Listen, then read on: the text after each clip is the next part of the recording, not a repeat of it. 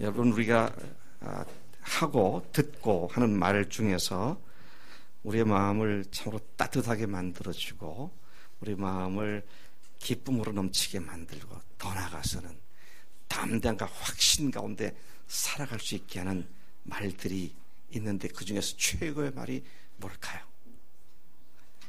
사랑한다는 말입니다.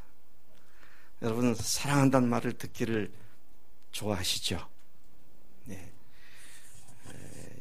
형제들이요, 1살, 2살짜리 형제들이 대개 보면 둘째가 첫째한테 치여가지고 엄마는 오빠만 사랑해, 형만 사랑해, 나는 사랑하지 않아. 아빠는 관심이 통 아들한테만 있고 딸인 나는 그냥 소중하게 생각하지 않아. 아빠는 날 사랑하지 않아. 그렇게 생각해서 마음의 상처를 받고 자라는 어린이들이 많이 있어요. 사실은 안 그런데, 내가 추측컨대 지성이도 그렇지 않겠나. 엄마가 오빠를 더 사랑하지. 답이 빨리 안 나오는 거 보니까 수상해요. 예, 이 사랑 때문에 아이들까지도 이게 뭘 안다고. 오늘도 아직 못 나왔는데 준이가, 동생 진이가 태어난 이후에 오줌도 또 다시 싸고, 엄마 아빠가 안 보일 때는 애를 때리기도 하고, 간만에 이제 뭐 며칠 됐나, 한 30일 됐나 40일 됐나, 그걸 때리기도 하고. 왜 그런가 보면 동생한테 사랑을 뺏겼다고 생각하니까 그렇게 반응을 보이잖아요. 근데 사람들은 사랑받기를 근원적으로 원하고 있고요, 또 누가 자기를 사랑한다는 말을 들을 때 너무너무 기뻐합니다. 지성아, 엄마 아빠가 오빠를 편애하는 것 같아 라고 생각을 할 수도 있는데, 누구가 알아야 된다. 엄마 아빠도 너한테 사랑받기를 원하셔. 그런 거 생각 안 해봤지? 어른들은 사랑받기를 원하지 않아도 괜찮을까? 어른이니까. 아니야. 아이들로부터 부모들은 사랑받기를 원해요. 선생님으로부터 학생들이 사랑받기를 원하지만 학생들로부터 선생님도 사랑받기를 원하세요. 여러분, 목회자들로부터 교인들이 사랑받기를 원하잖아요. 근데 여러분 착각하지 마세요. 목회자들도 교인들로부터 사랑받기를 원해요. 아, 우리 교인들이 왜 나를 사랑하지? 너무 싫은데 그런 사람 아무도 없어요. 나를 사랑해 주는구나. 다 기뻐해요. 사랑이라고 하는 것은 참으로 놀라운 힘을 갖고 있습니다. 근데 좀 이따 또 말씀드리겠지만 이 사랑은요, 매우 강렬한 에너지를 갖고 있습니다. 또 사랑은 이상한 거예요. 사랑은 사람들을 미치게 만듭니다. 정상적으로 할 수 없는 일들을 미친 사람처럼 하게 만드는 그런 힘을 갖고 있는 것이 사랑입니다. 여러분들 중에 나는 그런 사랑을 제대로 받아본 적이 없어 라고 말할 사람은 아무도 없어요. 왜? 적어도 부모로부터 사랑을 받았으니까. 근데 부모 사랑이 당연한 겁니까? 아이고, 부모 사랑이요, 그게 당연한 게 아니라 어마어마한 헌신이잖아요. 요즘 젊은 사람들이 애 안 낳으려고 그러더라고. 왜 그래요? 애 낳아가지고 애한테 헌신하는 게 싫어가지고 그냥 편하게 살겠다고. 그런 젊은이들이 굉장히 많아졌어요.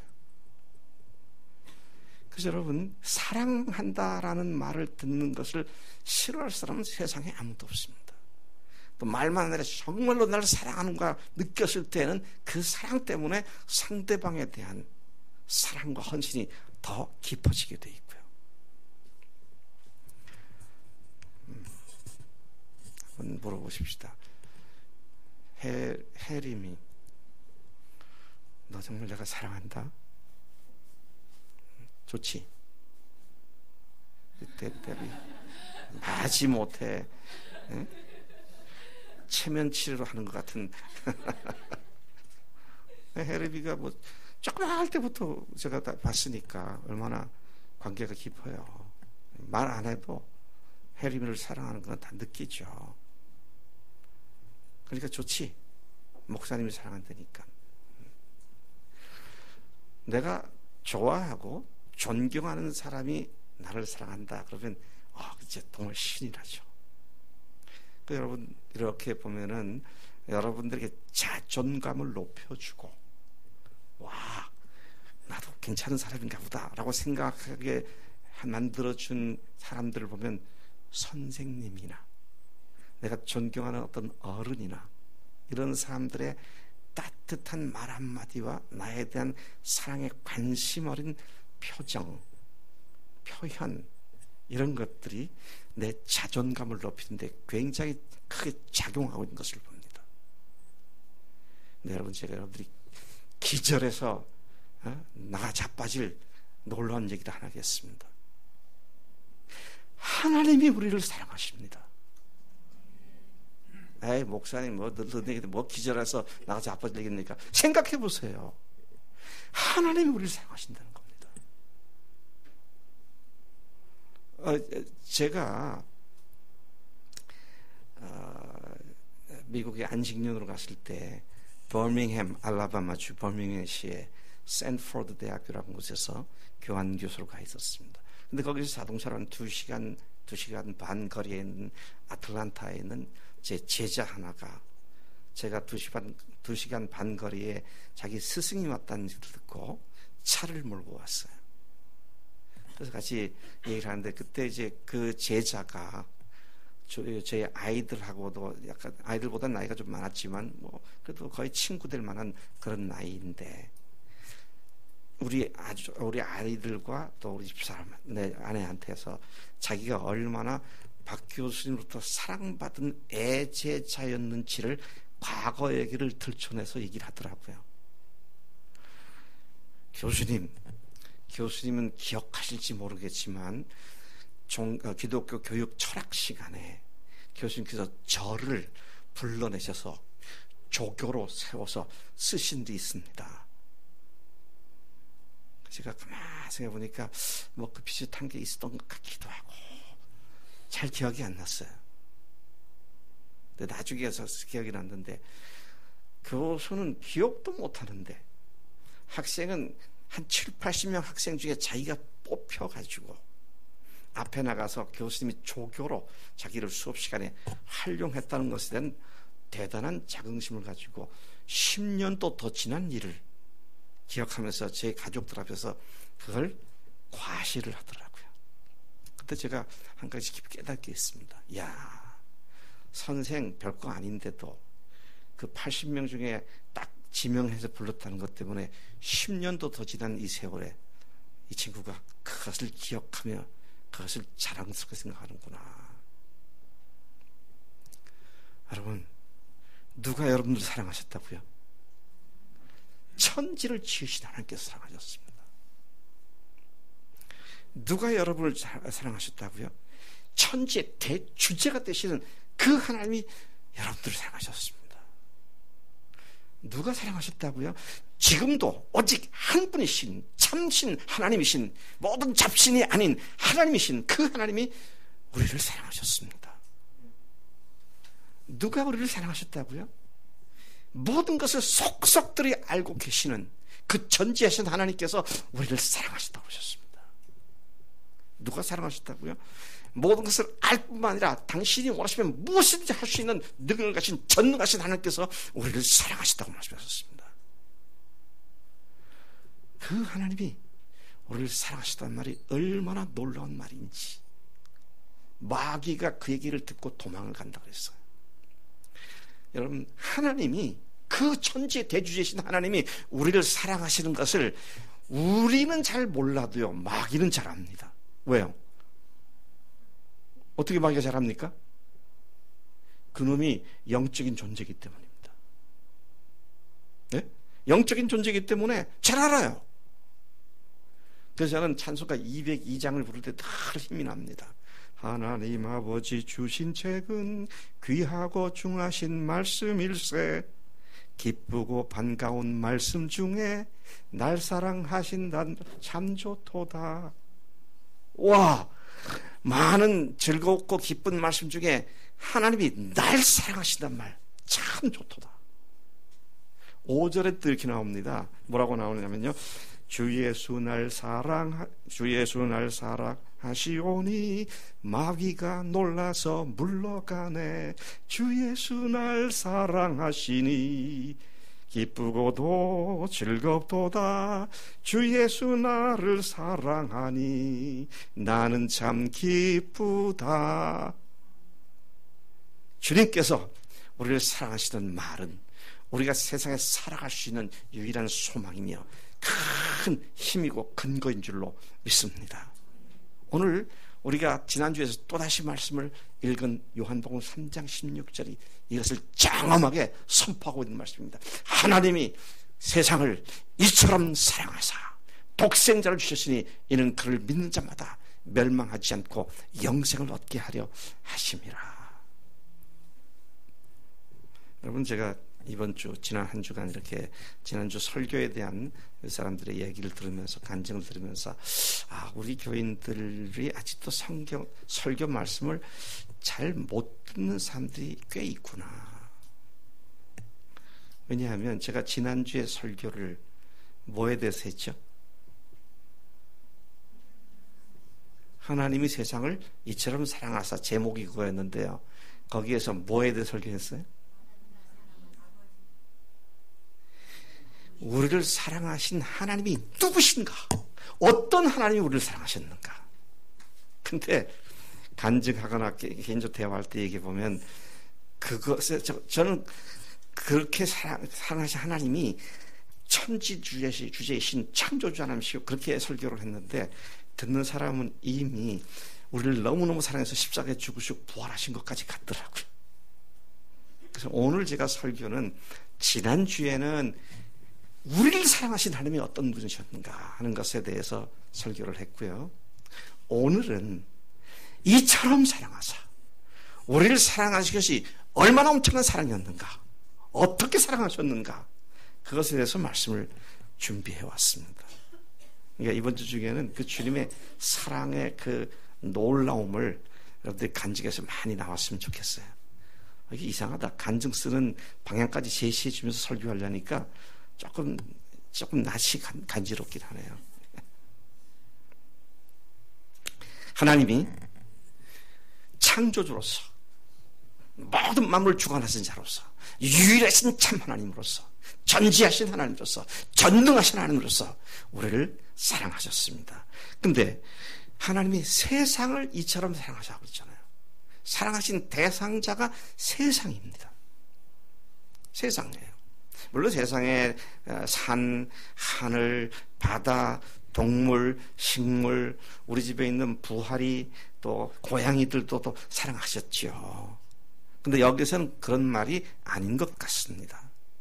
여기서 세상이란 그런 대자연들에 있는 것들을 얘기하는 것이 아니라 사람들을 사랑하셨단 말입니다. 뭘 보니 알 수 있어요? 그 뒤에 보니까 알 수 있었습니다. 독생자를 사랑하셨기 때문에 독생자를 주셨으니 이는 그를 믿는 자마다 멸망치 않게 하려 하심이라. 그랬으니까 고양이들이 예수 믿고 구원받게 하라고 오신 건 아니잖아요. 바다가 뭐 새로워지기 위해서 그것도 아닙니다. 사람들이 예수를 믿고 영원한 생명을 얻게 하기 위해서 세상에 오셨다. 근데 오늘 저는 사실 세상에 대한 설교도 그냥 간단하게 넘어가겠습니다. 왜? 1월 한 달 동안 세상이 어떤 죄악된 세상가를 한 달간 설교를 했어요. 이 말을 들을 때 여러분들 딱 마음속에 그랬었던가? 그렇게 생각될지도 모르겠어요. That's okay. 괜찮습니다. 이미 우리가 세상이 어떤 세상으로 알고 있습니까? 하나님을 무시하고 자기가 하나님의 자리에 올라간 마귀의 꾀물 받아서 자기가 하나님과 같아지겠다고 하는, 그래서 자기가 주인을, 죄송합니다, 제가 이 품격 없는 말을 좀 하십니다. 자기가 주인 헤쳐먹겠다고 하는 인간들로 구성된 세상. 이게 무슨 중독증이에요? 선악과 중독증에 걸려서, 중독증이라고 말하는 이유 뭡니까? 고쳐지지가 않아. 중독증에 걸리면 안 고치잖아요. 선악과 중독에 걸려서 자기가 주인 해먹지 않으면 못 견디는 그런 상태에 떨어져 있는, 그게 세상이잖아요.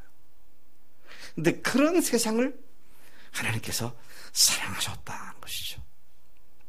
그래서 제가 오늘은 하나님이 사랑하신 대상으로서의 세상에 대해서는 한 달간, 1월 한 달간 이미 설교를 계속 반복해서 했기 때문에 그냥 큰 줄기에서 자기가 주인이 되어서 하나님을 무시해버리고 자기 마음대로, 자기가 원하는 대로, 자기가 느낀 대로 판단하고 자기만을 위해서 사는 그런 세상을 하나님께서 이처럼 사랑하셨다.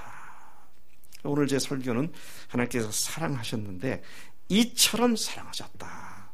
여기에 이제 초점이 맞춰져 있습니다. 근데 거기에 가기 전에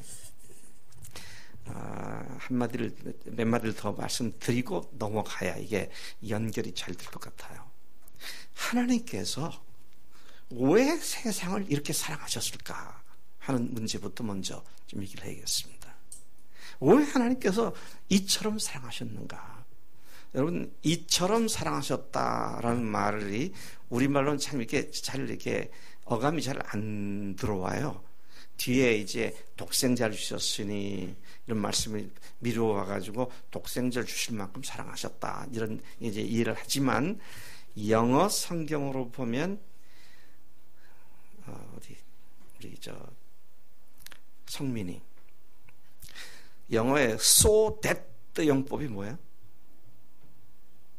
so that 그러잖아. so that 영법. 너무 뭐뭐함으로 뭐뭐하다. 그렇죠? 너무 뭐뭐함으로 뭐뭐하다. 그렇죠? 영어 성경의 이 성경 구절이 뭐라고 되어 있냐면 For God so loved the world. 너무도 세상을 사랑하셨어. that가 나오는 거예요. So loved the world that He gave His only begotten Son. 그분의 독생하시는 아들을 보내주셨다. 너무도 사랑하셨기 때문에 아들을 보내주셔서 그 속에 보내셨다는 말씀에 이제 여러 가지 의미가 또 함축되어 있죠. 너무 사랑하셨기 때문에 아들을 보내주셨다. 근데 하나님께서 왜 이렇게 사랑하셨는가? 하나님은 인간을 근본적으로 사랑하실 수밖에 없는 분이세요. 왜요? 인간을 그런 존재로 만드셨기 때문입니다. 어디에 그런 말씀이 나옵니까? 창세기 1장부터 나옵니다. 창세기 1장 26절에 하나님께서 이렇게 말씀합니다. 우리가 우리 모양대로 사람을 창조하자. 그래서 그들로 하여금 이 세상에 있는 공중의 새와 있는 물고기나 온갖 짐승들을 다스리게 하자. 그렇게 말씀하세요. 그리고 27절에서 하나님이 자기 형상, 곧 하나님의 형상대로 사람을 창조하되 남자와 여자를 만드셨다. 26절이 하나님의 계획이고요. 27절이 실행에 옮기셨고, 그 다음에 28절에 가서는 인간들을 향해서 내가 너희들을 왜 만들었는지를 가르쳐 주십니다. 1장 28절에서 하나님께서 그들에게 복 주시며 이르시되 생육하고 번성하고 땅에 충만하고 땅을 정복하라. 그곳에 있는 모든 것들을 다스리라. 26절에 했던 말씀을 똑같이 모든 것들을 다스리라고 그렇게 말씀하십니다. 하나님께서는 인간을 다른 피조물들과 구분되게 하나님의 형상대로 지었다 그러죠. His likeness, 그분과 같은 모습으로 만드셨다. 여러분, 사람들이요 가장 소중한 작품을 만들 때에는, 특히 도공들의 경우 예를 들어보겠습니다. 도공들이 열심히 흙으로 이제 자기를 빚어갖고 그다음에 불가마에 집어넣어서 떼잖아요. 뭐 2,000도, 막 1,000몇백도 2,000도씨에 떼가지고 다 구워가지고 꺼내가지고 100개를 만들었다. 그러면 도공들이 어떻게 합니까? 꺼내가지고 어떻게 해요? 네? 어떻게 해요? 검사를 해가지고 어떻게 해요? 마음에 안 드는 건 다 깨버려요. 다 깨버려요. 돌멩이가 저기 뭐죠? 망치 가지고 다 깨버려요. 다 깨버려요. 그래가지고 100개 중에 한두 개를 건집니다. 100개 중에 한두 개를 건지니까 99개나 98개를 깨트린다는 얘기 아닙니까? 왜 깨트리죠? 왜 마음에 안 들죠? 작가가 의도했던 대로 제대로 표현이 안 된 것은 졸작이라고 해서 깨버린 겁니다. 여러분, 어떤 때는 깨는 걸 보면은요, 너무 아까워. 좀 놔주지. 그냥 인정서를 다 깨버립니다. 그래서 한두 개가 이제 남잖아요. 그러면 그것을 작가가 만족스럽게 생각하고 이제 사람들 앞에 작품을 내놓습니다. 그럼 사람들이 그걸 보고, 와, 이게 뭐다? 걸작품이다 그러잖아요. 그러면서 뭐 좀 신미안적인 그 안목이 있는 사람들이나 그 평을 할 줄 아는 사람들이 와, 이것은 작가의 뭐가 깃들여 있다? 혼이 깃들여 있다 그러잖아요. 예? 작가의 혼이 깃들어 있다 그럽니다. 하나님께서 아까 인간을 어떻게 만드셨다고요? 하나님의 모습으로 만드셨다고 했습니다. 그리고 만드신 뒤에 하나님 보시기에 심히 좋았더라 그랬어요. 하나님께서 의도하신 대로 작품이 나온 겁니다. 그래서 하나님께서 기뻐하신 거죠. 실제로 하나님의 혼이 깃들었다는 말이 성경에 나와요. 어디 나오는지 아세요? 네? 예. 인간을 크게 손으로 빚어갖고 만드신 뒤에 그 코에 생기를 불어넣으셨다고 했어요. 생기로 번역된 히브리어 단어의 뜻이 뭔지 아세요? 숨입니다. 숨. 근데 숨을 다른 말로는 혼이라고 말을 해요. 하나님께서 그 혼을 불어넣으신 거잖아요. 그 생명이 된지라 그랬습니다. 그러니까 하나님께서 인간을 만드셨을 때에는 하나님의 영을 불어넣어, 하나님의 혼을 불어넣어서 하나님 보시기에 힘이 좋은 존재로 그렇게 만드셨다는 것이죠. 여러분, 지성아, 너 이따 그럼 나는 왜 이렇게 이쁘게 안 생겼을까? 그런 생각해, 안 해? 그런 생각해, 안 해? 넌 아까부터 대답이 늦다 보니까 그거 우리가 수상하다. 근데 그거는 마귀가 그래서 주는 생각이고, 하나님의 혼이 깃든 하나님의 걸작품으로 이지성. 와, 대단한 거야, 대단한 거. 아멘? 그때는 크게 아멘한 거, 아멘? 여러분, 그래서요, 하나님께서 당신의 대리인으로 만드신 거잖아요. 하나님을 대신해서 다스리라고 했습니다. 에이전트로 만드셨어요. 그런데 그만에 그 인간이 어떻게 됐습니까? 마귀의 꼬임에 빠져가지고, 죄송합니다, 다시 또 거칠은 표현을 써서 마귀 새끼들이 됐잖아요. 마귀의 종이 돼버렸고, 이게 얼마나 하나님 아버지의 마음을 아프시게 만드는 사건이었냐는 것이죠. 그래서 하나님께서는 놈들 싸다, 싸. 나를 갖다 거부해? 웬 놈들 다 지옥가라! 그렇게 하신 것이 아니라 그들이 망가진 그 인생들을 보면서 다 까와가지고 그들을 구원하시기 위하여 그 사랑을 가지고 예수님을 세상에 보내주시게 되었다는 것이죠. 여러분, 그렇게 하나님은 처음부터 우리를 모든 피조물과 독특하게 구분되는 존재로 그렇게 만드셨고, 이러한 하나님의 죄인들에 대한 하나님의 사랑은 범죄할 때나 범죄하기 전이나 범죄한 후나 똑같이 그 사랑은 변하지 않고 동일하게 작용하고 있다라는 것입니다. 사도 바울이 이러한 하나님의 사랑을 아주 구체적으로 잘 설명을 했더라고요.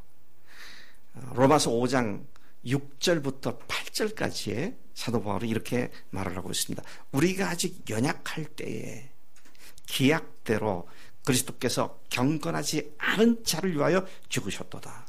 의인을 위하여 죽는 자가 쉽지 않고 선인을 위하여 용감히 죽는 자가 혹 있거니와 우리가 아직 죄인 되었을 때에 그리스도께서 우리를 위해 죽으심으로 하나님께서 우리에 대한 자기의 사랑을 확증하셨느니라. 이 짧은 두 구절, 세 구절에 보니까요, 우리가 어떠한 존재일 때 사랑하셨다 그러냐면 연약할 때, 또 경건치 않을 때, 또 불의했을 때, 그리고 죄인이었을 때 하나님께서 우리를 위해 죽으셨다. 그렇게 말씀을 하고 계십니다. 마귀처럼 자기가 하나님의 자리에 올라가서 자기가 주인된 사람들로 구성된 이 세상에 그 사람들, 그 세상을 사랑하시는 하나님께서 세상을 너무도 사랑하셨기 때문에 그 인간들을 다시 하나님께서 세우시기 위하여 For God so loved the world that 너무 사랑하셨기 때문에 He gave 주셨다. His only begotten son, 오직 한 분이신 독생자 외아들 예수님을 세상에 보내주셨다. 그렇게 주님께서 밝히고 계시는 말씀이 요한복음 3장 16절인 것이죠. 하나님이 세상을 이처럼 사랑하사, 하나님께서 세상을 어떻게 사랑하셨습니까? 너무 사랑하셨기 때문에 아들을 주셨다. 이 말이 품고 있는 의미는 진짜 천지를 개벽하는 것보다 더 어마어마한 사건들이 이 속에 포함되어 있고요. 천지 창조와 천지 개벽과 비교할 수 없는 엄청난 사건과 내용들이 바로 이 말씀 한마디에 다 포함되어 있다는 사실을 우리가 주목하게 되는 것입니다. 사실 사랑은 굉장한 에너지를 갖고 있습니다. 사랑은 굉장히 강렬한 것입니다. 근데 사랑은 위험한 것이기도 해요. 사랑하면은요 죽기도 합니다. 죽는 건 위험한 거잖아요. 사랑이라는 것은 우리가 컨트롤하기가 어려운 겁니다. 그래서 우리 어린 아이들이나 중고등 사춘기 아이들이 또는 아직 결혼할 나이가 안 된 아이들이 사랑에 빠져서 그러면 불장난한다 그러잖아요. 네? 그만큼 무서운 거예요. 위험한 거예요. 너무도 강렬한 겁니다. 근데 하나님이 우리를 너무너무 사랑하셨다고 말씀하신 것입니다. 하나님 우리를 사랑하시기 때문에 하나님께서 어마어마한 에너지를 거기다 부어놓으시고 어마어마한 희생을 감수하시면서 우리를 사랑하시는 그런 모션을 취하셨다. 이게요, So loved the world that He gave to us. 너무도 사랑하셔서 우리를 위해서 아들을 보내셨다는 이 말씀. 예수님 이런 사랑의 속성에 대하여 친히 말씀하시기를, 이 위험한 사랑, 어마어마한 에너지를 갖고 있는 사랑에 대해서 말씀하시기를, 친구를 위하여 목숨을 버리는 것보다 더 큰 사랑은 없다. 그렇게 말씀하시면서 최고의 사랑의 표현이 사람을 위하여, 친구를 위하여 죽는 것이다. 그렇게 말씀하고 있는 것입니다. 여러분, 제가 결혼 주례를 설 때 항상 신부들에게, 신랑들에게 하는 말이, 하나님의 말씀을 인용해가지고, 신랑은 신부를 위하여 순교할 각오가 되어 있느냐? 신부는 신랑을 위하여 순교할 각오가 되어 있느냐? 왜요? 신랑에 대한 주님의 말씀이 뭡니까? 예수님의 사랑을 가지고 사랑하라고 그랬잖아요. 예수님의 사랑은 우리를 위해 죽는 사랑인데 신랑이 신부를 위해서 죽어야죠. 신부가 신랑을 위해서 죽어야죠. 그래서 여러분, 이미 가정을 갖고 지금 살고 계신 모든 분들에게도 제가 한번 높아심에서 말씀드리는데요, 남편을 위하여, 아내를 위하여 목숨 버리지 않는 사랑은 진짜 사랑 아닙니다. 배우자를 위해서 목숨까지 버릴 수 있는 것이 그게 참된 사랑이에요. 그리고 에베소서 5장에서 그렇게 사랑하라 그러셨고요. 근데 이제 그게 안 되니까 너 왜 나 사랑 안 해? 나 너 사랑 못해. 서로 사랑하지 않는다는 걸로 문제가 돼가지고 다투게 되고, 그것 때문에 결국은 때로 깨지기도 하고 그렇잖아요. 이기적인 사랑 가지고 부부생활을 못합니다. 제가 우리 집 사람 볼 때마다 내가 감동 그 자체예요. 오늘 저녁에 반찬이 좀 달라지긴 하겠네. 아니, 제가 생각을 해도요, 제가 그런 대접을 받아도 좀 황공스러울 때가 있어. 근데 이렇게까지 해주나. 참, 내가 이럴 만한 대우를 받을 만한 그런 존재가 못 되는데, 얼마나 저를 갖다 위해주는지. 아예 요즘은요, 해독 주스는 물론이고, 계란 프라이까지 뭐다 뭐 해가지고, 저한테 딱 갖다 바쳐요, 바쳐. 세상에 옛날에 왕도 이런 대접 못 받았을 것 같아. 그러니 뭐 제가 제 아내한테 경제권 다 넘겼죠. 요즘은 경제권 넘기고 하는 게 의미가 없더라고. 다 카드 갖고 쓰니까 뭐 용돈 달라 할 것도 없고 뭐 그렇게 됐습니다만 어떤 생활 구조가. 근데 얼마나 아침에 일어나서 밤 잘 때까지 남편 눈치 살피면서 뭐가 불편한가, 이럴 때는 어떻게 해야 되나, 이런 착 생각하면서 사는 걸 보면 참 존경스럽다. 어떻게 이렇게 사랑할 수 있을까? 자, 여러분, 예수님께서 친구를 위하여 목숨을 버리는 것보다 더 큰 사랑은 없다. 그렇게 말씀하시면서 뭐라 그러셨어요? 내가 양들을 위하여 목숨을 버리노라. 하나님이신 예수님께서 가장 큰 사랑이 뭐냐 할 때 목숨 버린 사랑이라고 그랬습니다. 사람들이요, 사랑의 이야기를 듣게 되면 감동을 받습니다.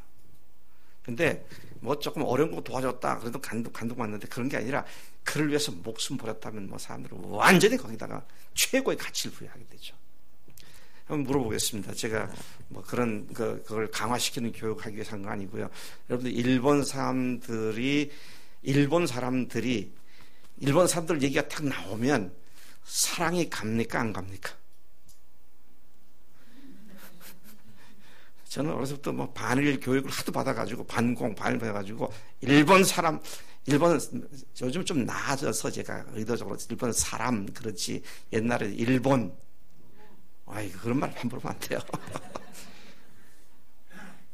근데 일본 사람들이 한국 사람들을 이렇게 높이 봅니까 안 봅니까? 안 봐요. 지금도 깔봅니다. 얼마나 깔보느냐, 독도가 지네 땅이라고 떠들어대고 있잖아요.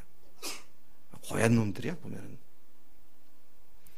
그런데요, 그렇게 한국 사람들에서 우월감을 갖고 있는 일본 사람들인데, 한 청년이 신주쿠역에서 취객을 위해서 죽고 나니까 일본 열도 전체가 들끓으면서 의인 김수현인지 이수현인지 그렇게 써붙이면서 거기다가 지금도 갖다가 비석 만들어 놓고 그러잖아요. 자기들이 우습게 여기는 한국 사람이 한 일본 사람들을 위해서 죽으니까, 일본 사람을 위해서 죽으니까 그냥 의인이라고 칭송하면서 그냥 일본 열대가 그냥 돌을 끌었던 그런 사건을 우리가 기억합니다. 누구를 위해서 목숨을 버리는 것보다 더 큰 사랑은 주님께서 말씀하시기를 없다고 그러셨어요. 그분이 누구십니까? 그렇게 그보다 더 큰 사랑이 없다라고 말씀하신 분이 누구세요? 그분이 사랑이십니다. 사랑의 본질이세요. 근데 사랑의 본체이신 그분께서 다른 사람을 친구로 해서 목숨을 버리는 것만큼 큰 사랑은 없다고 하셨으니까 더 이상의 사랑이 없는 거예요. 그런데 예수님께서 내가 양을 위하여 목숨을 버린다, 그렇게 말씀하신 거잖아요. 어제 저녁 뉴스에 한중 국경지대에 한국인과 또 미국 재미교포와 그다음에 거긴 조선족 4명이 공안당국에 체포당했다 뉴스가 나오더라고요. 그걸 딱 보는 순간 제 아내가 여보 내일 모레 중국 안 가면 안 돼? 그러더라고요. 제가 뭐라 그랬게요? 쓸데없는 소리 하지 말라고. 위험이 있다 이거죠. 왜 위험이 있으면 어떻습니까? 그곳에 함께 사실이 어마어마한 일들을 해야 할 상황인데 근데 그게요, 뭐 의무감 때문이 아니라 중국에 있는 영혼들을 생각하니까, 혹 내가 가서 뭐 체포될 그런 일은 없을 겁니다만은 된다 한들 거기 또 새로운 사도행전 기록들까지 했어요. 그래서 뭐 심양전서, 사랑하는 주님의 기쁜 교회 형제 자매들 주 안에서 항상 기뻐하십시오. 내가 다시 말하노니 기뻐하세요. 나를 위해서 기도할 것은 내가 믿음에 조금도 흔들리지 않고 담대히 복음을 선포해서 나를 붙잡고 있는 이 사람들에게 복음이 전파되도록 기도해 주시길 바랍니다. 다시 말하노니 기뻐하십시오. 그럼 얼마나 좋아요. 우리 집사람은 여전히 표정이 안 좋아 보이네요.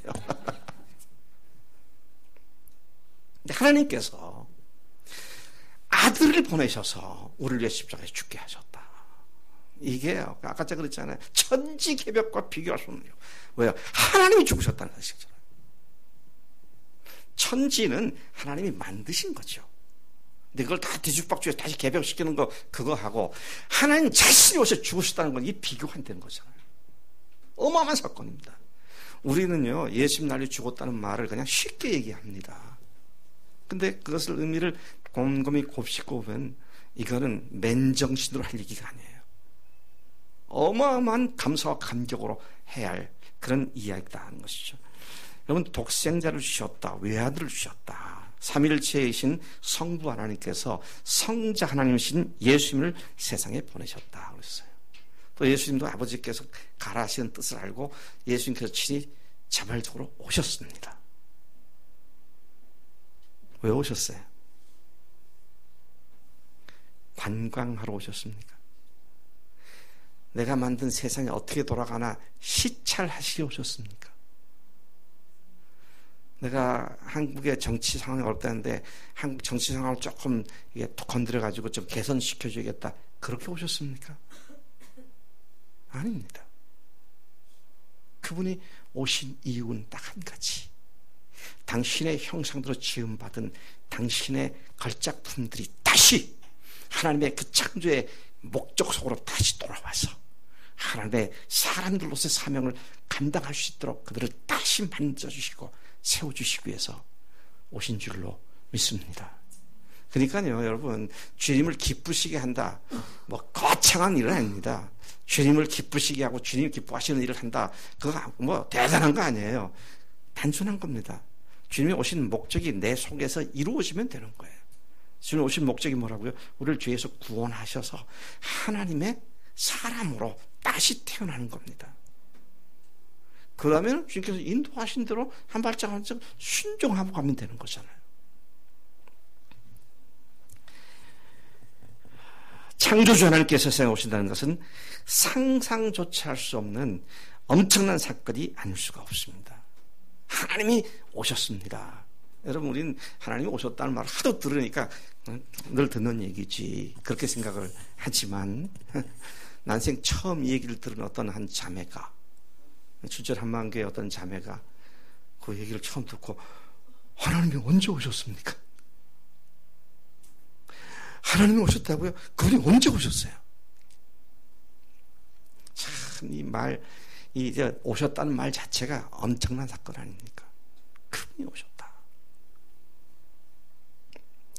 창조주 하나님이신 예수님을 세상에 보내신 것은 단순한 방문 정도가 아니라 아예 처음부터 그분께서 사랑하신 대상자인 우리를 위해 죽기 위해 오셨던 것이다 하는 것이죠. 여러분, 제가 중국을 갑니다. 거기서 살아 돌아올 걸 생각하고 갈까요? 가서 죽을 걸 생각하고 갈까요? 거기서 살아올 걸 생각하고 갑니다. 죽을 거라 생각하지 않습니다. 제가 뭐 어쩔 수 없이 죽게 되면 죽어야겠지만 그런 일은 발생하지 않을 거라고 믿고 가는 거예요. 근데 예수님은 세상에 오실 때 죽기 위해서 오셨어요. 마가복음 10장 45절에 주님께서 친히 하신 말씀에 인자가 온 것은 섬김을 받으려 함이 아니요 도리어 섬기려 하고 자기 목숨을 많은 사람들의 대속물로 주려 함이니라. 내 목숨을 주기 위해서 왔다. 세상에 이런 사람이 어디 있습니까? 네. 이 세상에 왜 사느냐? 내가 죽기 위해서 산다. 그런 사람 없어요. 다 살기 위해서 산다 그러죠. 그런데 주님께서는 그것 때문에 오셨다고 아예 분명하게 세상에 오신 목적을 선포하고 계신다는 것입니다. 그 다음에 오셔서 우리를 위하여 대신 십자가에서 죽으셨습니다. 근데 그냥 죽으셨어요? 성경대로 죽으셨습니다.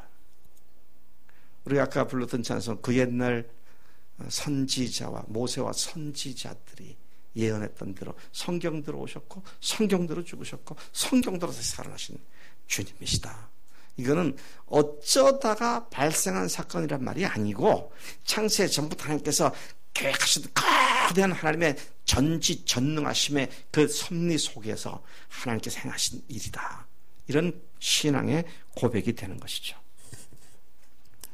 세상에 오신 예수님은 하나님의 뜻에 순종하여 세상을 위해 대신 죽으시기 위해서 오셨다는 것입니다. 왜 그분이 반드시 오셔야만 합니까?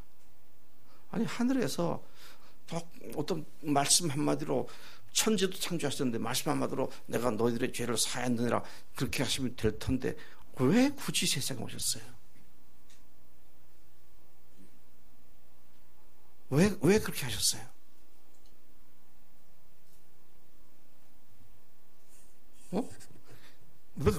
왜 굳이 오셔야 했죠? 죄 때문입니다. 왜요? 죄는 피 흘림이 없으면 사함이 없는 겁니다.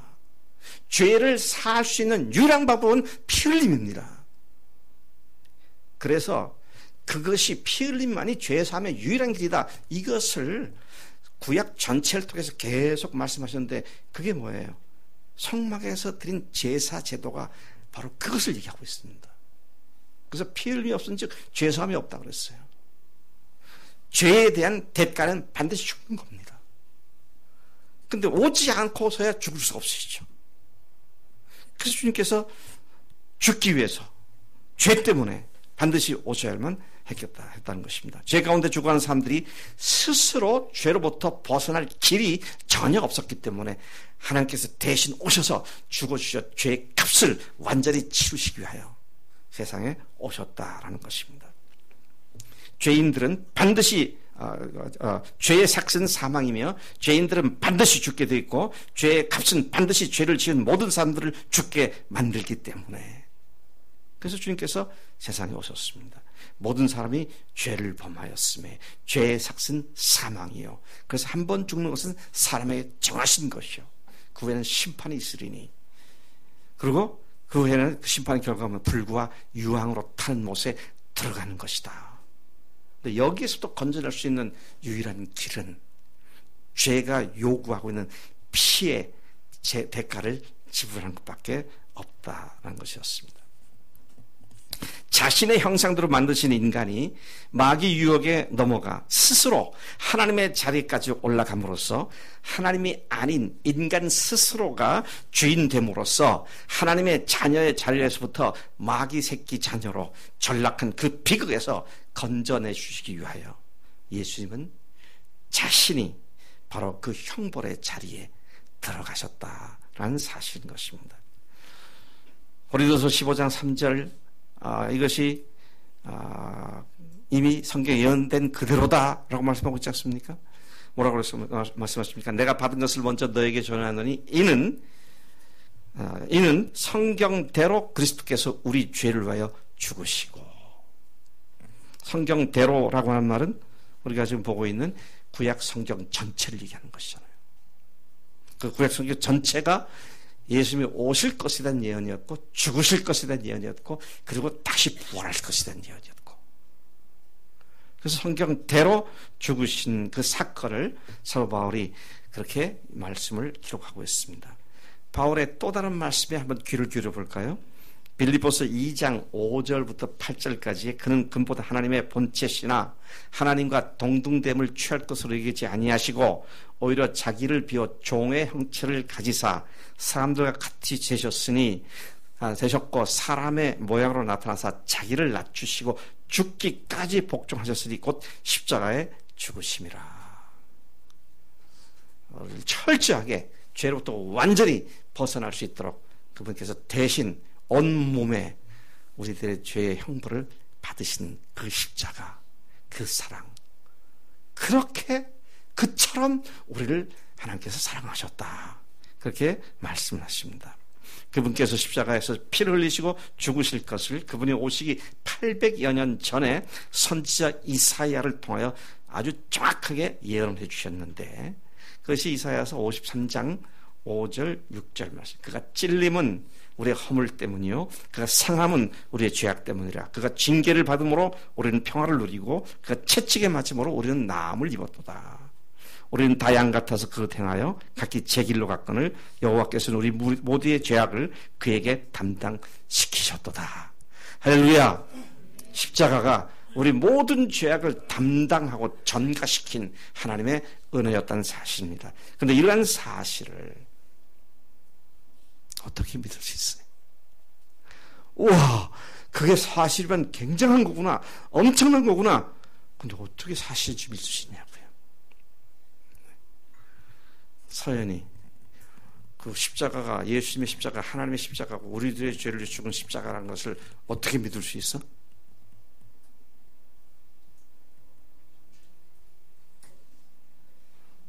엄마가 지금 속이 막 조이고 있어. 십자가가 하나님의, 예수님의 십자가가 하나님의 십자가고 우리들의 죄를 죽으신 완전한 해결이라는 사실을 믿어야 되는데 어떻게 믿을 수 있지? 뭐에 근거해서? 예수님 부활하셔서. 그게 빨리 탁 튀어나와야지. 그러니까 이렇게 옆구리 딱 치면 부활 이게 나와야 돼.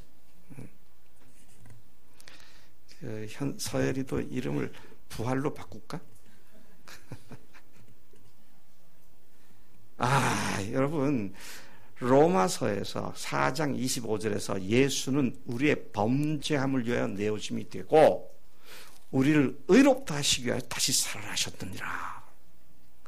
부활이 아니면 우리가 의로워졌는지, 죄가 용서됐는지, 우리가 정말 구원받는지 알 길이 없습니다. 부활을 보니까 그분이 하나님이셨구나, 이게 확증이 되어진 거예요. 그분이 다시 살아나신 것에 대해서 사도 바울이 아까 15장 3절에서 그리스도께서 우리 죄를, 성경대로 우리 죄를 십자가에 죽으시고 장사 지낸 바 되었다가 성경대로 사흘 만에 다시 살아나서 예수님의 부활 역시 성경에 예언한 그대로 우리에게 이루어진 줄로 믿습니다. 근데 이상한 거는요, 오랫동안 예수를 믿어온 사람들이 그동안 들었던 얘기가 부활을 다 믿는다 그렇죠. 다 믿는다. 그런데 깍두기 식으로 믿어. 그냥 끼워넣기 식으로 믿는 것 같아. 우리 식당에 가서 음식 시키면 깍두기 끼워 나오잖아요. 다 믿는다고 얘기하죠. 근데 그게 하나님이란 표시였구나, 이게 하나님의 증거였구나, 여기까지 못 가더라고요. 근데 이 증거를 딱 붙잡으니까 어떻게 돼요? 흔들림이 없습니다. 요동침이 없어요. 부활하신 주님이 너무도 놀라운 하나님이란 사실이 확증이 되니까 내 삶을 부활만 생각하면 나는 언제든지 나의 주님, 나의 하나님 굴복하게 되고 다시 믿음에 서게 되는 이런 변화가 우리 가운데 온 줄로 믿습니다. 그런데 여러분, 참 이상한 거는요, 아까 제가 로마서 4장 25절에 예수는 우리의 범죄함을 위하여 내어짐이 되고 십자가가 우리 범죄함이 되고 그 다음에 우리를 의롭다 하시기 위해서 다시 살아나셨느니라 그랬잖아요. 그러니까 죄를 위해서는 십자가에 죽으셨고 우리를 의롭다 하시기 위해서 다시 살아나셨다 그랬는데요, 여러분 잘 아시는 말씀 다시 들어보겠습니다. 로마서 10장 9절 10절 네가 만일 내 입으로 예수를 주로 시인하며 또 하나님께서 그를 죽은 자 가운데서 다시 살리신 것을 내 마음에 믿으면 구원을 얻으리니. 그냥 앞에서 예수님께서 우리들의 죄를 죽으신 것을 내 마음에 구원 얻는다 이렇게 하면 끝날 텐데, 그러지 않고 또 하나님께서 그를 죽은 자 가운데 다시 살리신 것을 내 마음에 믿으면 구원을 얻으리니 사람이 마음으로 믿어 의에 이르고 입으로 시인하여 구원에 이르느니라. 그렇다면 의롭게 되고 구원을 받았다는 확실한 증거로서 부활이 빠지지 않는다면 십자가만큼이나 부활은 철저하게 고백되어지고 그 의미가 신앙으로 고백되어지는, 그 표현되어지는 그런 대상이 우리의 믿음의 표인 부활인 줄로 믿습니다. 엊그제도요, 제가 어떤 목사하고 얘기하는데 다 부활 복음 좋은데 부활을 너무 강조한다고, 그래서 십자가를 무시하는 것 같다고, 균형이 안 맞는다고 그러더라고. 그럼 내가 또 균형 얘기하면 또 하는 말이 있잖아요. 균형? 지금까지는 부활을 깍두기식으로 끼워놨을 뿐 부활이 왜 확실한 증거가 된지를 제대로 얘기해 보면서 설교하는 사람들이 목회자가 얼마나 되느냐. 부활? 그냥 1년에 한 번 부활절에 얘기하고 말지. 그동안 안 했으니까 이게 부활이 이렇게 중요하구나 그래서 부활을 증거해서 십자가를 확 드러내는 이런 증거인데 그걸 왜 균형이 안 맞다고 그냥. 그럼 거꾸로 옛날 거 균형 안 맞은 건 어떻게 속죄할래? 야, 이게요, 마귀라는 놈이 참 속여가지고, 명준아 너 예수 십자가 믿어, 근데 부활은 그냥 믿는다고만 하고 그 의미 있게 생각하지 마, 뭐 이런 식으로 마귀가 계속 속인 거예요. 명준이 이제 확실히 알지 부활이 뭔지. 그러니까 다 십자가와 부활, 그래서 마귀가 꼼짝 못하게 확실한 증거를 가지고 말이죠. 다시 말씀드립니다. 십자가만 믿고 구원받을 수 있다 없다? 잘 모르겠어요. 솔직히 잘 모르겠어요. 그런지 안 그런지. 근데 만약 그렇게만 믿어도 구원받는다면 뒤에 말씀이 왜 붙었을까? 그런 의문이 하나 있고요. 또 한 가지는 부활을 표적으로 받지 않은 사람들의 경우에 문제가, 구원을 혹시 받았다 할지라도 무슨 문제가 있습니까? 십자가의 은혜가 다시 또 느껴지고 체험되지 않으면 헷갈려. 하나님 나 사랑하시나? 지금도 나를 사랑하시나? 나 안 떠나셨나? 거기다가 더 심각하게 하나님 살아계신가? 누구한테 물어? 우리 명준이 하나님이 살아계시냐 안 계시냐는 어떤 사람이 묻는 질문이지? 하나님이 정말 살아계신 분이야? 죽으신 분 아니야? 그런 생각은 누가 하는, 어떤 사람이 하는 질문이야?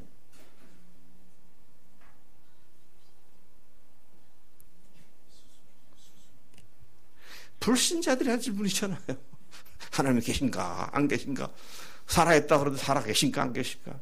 그러니까 뭐예요? 십자가만 붙잡고 믿었다가는 불신자의 상태까지도 떨어질 수 있다는 이런 얘기가 되는 거잖아요.